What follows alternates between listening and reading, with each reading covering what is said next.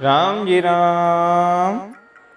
आज एक बार पुनः इस संसार की संपूर्ण जीवात्माओं को राम जी राम नीका पंथ का और उसके अभिन्न सेवकों का कोटि कोटि राम जी राम।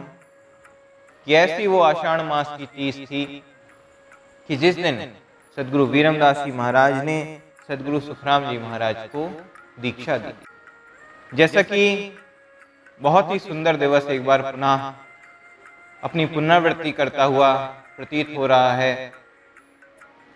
आषाढ़ मास की तीज एक ऐसा दिवस कि जिस दिन इस धरा पर उस सता ने दोबारा एक शरीर में प्रवेश किया और वो सता उस दिन जागृत हुई। प्रवेश तो हो चुका था, लेकिन जागृत अवस्था के लिए एक सद्गुरु की आवश्यकता थी। तो ऐसे ही एक सद्गुरु उस दिन अपने शिष्य को मिले, उन पर कृपा करी। तो वार्ता चल रही है सदगुरु सुखराम जी महाराज की, जो 1824 संवत 1824 में अपने कुड़ी नगर के एक खेत में बैठे हुए थे। उस परम पिता से लिव लगाए हुए थे, मुख से राम राम कह रहे थे, किंतु मन में कहीं ना कहीं था कि मैं अधूरा हूं। मुख से राम तो कह रहे थे, लेकिन मन में एक अधूरापन था। उसी समय वहां से सदगुरु वीरमदास जी महाराज गुजरते हैं। रास्ते से ऊंट पे बैठे होते हैं सदगुरु महाराज, और दूर से देखते हैं सदगुरु वीरमदास जी महाराज पे जैसे ही सदगुरु सुखराम जी महाराज, जैसे ही दृष्टि पड़ी सदगुरु सुखराम जी महाराज ने जैसे ही सदगुरु वीरमदास जी महाराज को देखा। और विधि का विधान देखिए आप कि सदगुरु सुखराम जी महाराज आंखें बंद करके भजन कर रहे थे, लेकिन जैसे ही सदगुरु वीरमदास जी महाराज वहां से गुजरे, उनकी आंखें अपने आप खुल गईं और सीधे दृष्टि सदगुरु महाराज पे पड़ी। ऐसी होती है परमात्मा की कृपा कि जब गुरु शिष्य का मिलन होना होता है तो विधियां अपने आप ही बन जाती हैं। और महाराज साहब का तप देखिए, कितना घनघोर तप किया, कितना इंतजार किया।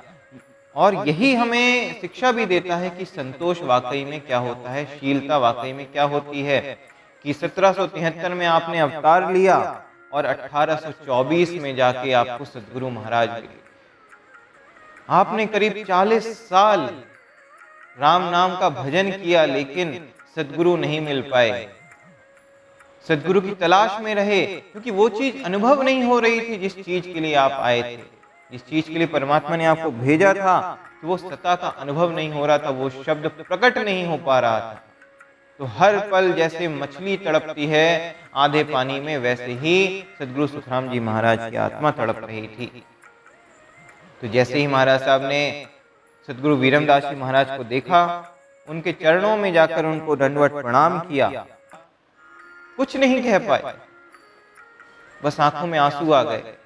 तो वीरमदास जी महाराज उनसे कहते हैं कि मर्दना, खेत तो बड़ो चोख्यो बनायो, परन बीज नहीं पड़े। और महाराज साहब ने देखिए क्या तुरंत उत्तर दिया कि हे मेरे गुरु महाराज, बीज मंत्र दे जाओ, आप मुझे बीज मंत्र दे जाओ। कोई सवाल नहीं किया कि अरे मैं तो बहुत दिनों से भजन कर रहा हूं, मैं ऐसा कैसे हो सकता है कि मेरे अंदर बीज नहीं है। कोई प्रश्न नहीं। जब पूर्ण संत मिल जाए तो प्रश्न नहीं करना चाहिए। यही शिक्षा हमें सदगुरु सुखराम जी महाराज से मिलती है।